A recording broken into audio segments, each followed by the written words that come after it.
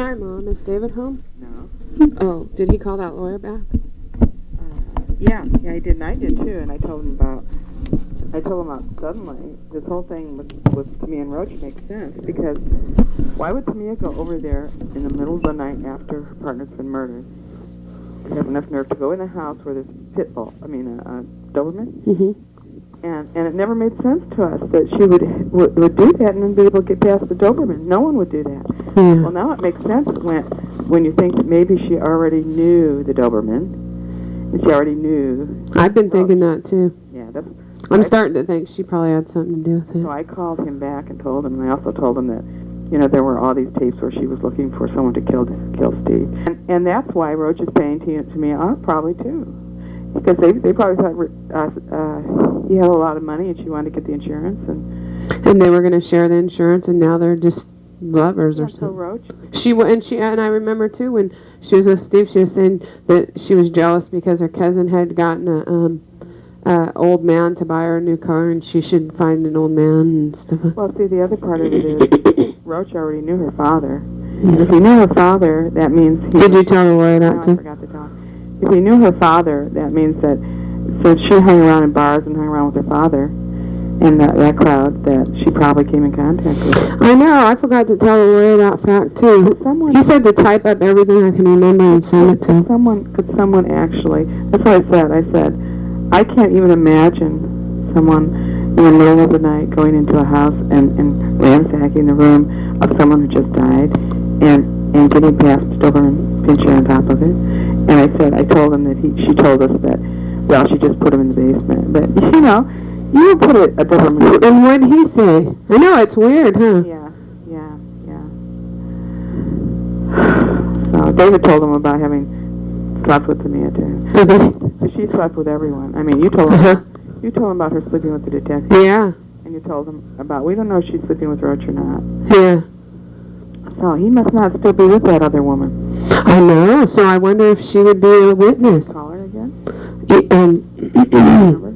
And well, if we did, see, we don't want to do anything where Roach might hear back that we're talking about him calling. Yeah. We want it to seem almost like a private little thing where we're trying, like I told him, if, he said I could call him anytime, and I said, oh, you could call me anytime too, because this might be the first step in healing some wounds, and I think it'd be a good idea if, we talk some more. I talked to him like that, so I have no doubt at all that he's, I'm pretty sure that he's going to feel comfortable calling back. So, like, if Lynette was still his friend, we don't want her calling him up and going, oh, they called me, and, so that would make him think twice about calling her.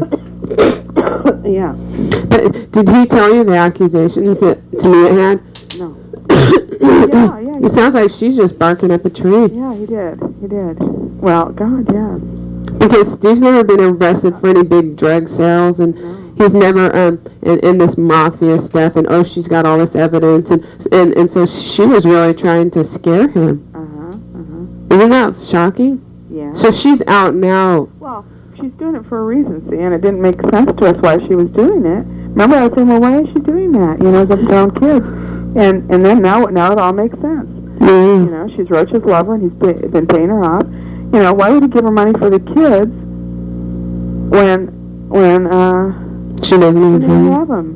Yeah, And it's really weird. I mean, there's a good chance that she could have had Steve killed. There's a good chance she could have.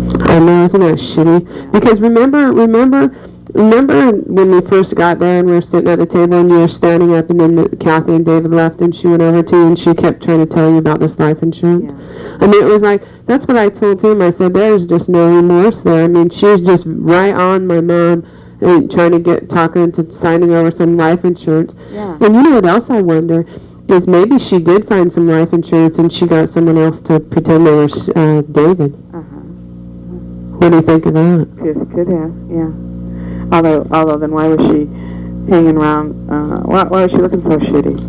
I mean, I guess she could have been shooting coke. Well, she spent $6,000 on coke in 1 month. Did you tell the lawyer? Does he know that she spent all the kids' money in 1 month? Oh, I forgot. And the government didn't do anything about it. They didn't prosecute her or anything. Yeah. I think she should go to jail for that. Yeah. I forgot. So, yeah, he said He said, I'm talking about an hour-long phone call, and I told him everything I knew in 10 minutes, and so he said what I need to do is sit down and just keep thinking and remembering and write everything down and send it to him. Oh, anyway. So, yeah, because when I first called him, I said, did Tamia talk to you? And he said, yeah, and I said, did she say anything that would convince you to drop the case? And he said, she didn't say anything that would get me to change my mind right now, but if the accusations that she said are true, then we don't have much of a chance of winning. And I said, can you tell me what those accusations are? And I wrote them down. That he has a big record for getting arrested for selling drugs. I don't think he's ever been arrested for selling drugs once, never. David told him about Steve being arrested in Oregon. Yeah, I told him about that too. He had a few plants in his house. He had 4 3-inch plants. That's all that's on the police report. So I told him that too, but okay. And then that he had this huge stash of money and the mafia was after him. And then she said all that will prove that he falsified his applications for financial aid. And she says she has proof that there's a safety deposit box in California and that one of us has gotten into it, which we've never been able to find one in California, so we know that she's out and out line and she doesn't even know what she's talking about. Yeah, we haven't been able to find one in Oregon either. And did he ask you about the car? No. And she told him that we bought a brand new car with Steve's money. God. And I said... She just lied about everything. Yeah, she walked right in. That's what I told him. That she lied about it all? I said, I don't think you have to worry about her coming up with evidence because those are out and out lies. I said, they're not even close to being related to the truth. Nobody's ever found a safety deposit box in California. Nobody's ever gotten any money. The car that's my mom's that she lets me drive is 7 years old, and we had it before Steve got murdered, and there's paperwork to prove that. So I said, I don't think that you even have to worry. And I said, the other thing is, I said, why don't you tell her, ask her if she can provide you the evidence of that stuff right now, because I don't think she can. David told attorney about her walking in, and about her her having sex with him. Did he say why he thought she did that? He just said that we were both really, really sad and everything, and she just came into his room, and then right afterward he was upset about it, and he didn't want you to know about it and stuff, so he told her to get out of the room. And she says, "Oh, really?" And he says, "Yeah." And so he probably felt bad about it too, doing that. She's a little bitch. I mean, he must have felt really bad because he usually tells me everything. She knew that we were really trying to keep her from seducing him, and that we thought that she was going to try so she could get some information out of him or something. And some life insurance.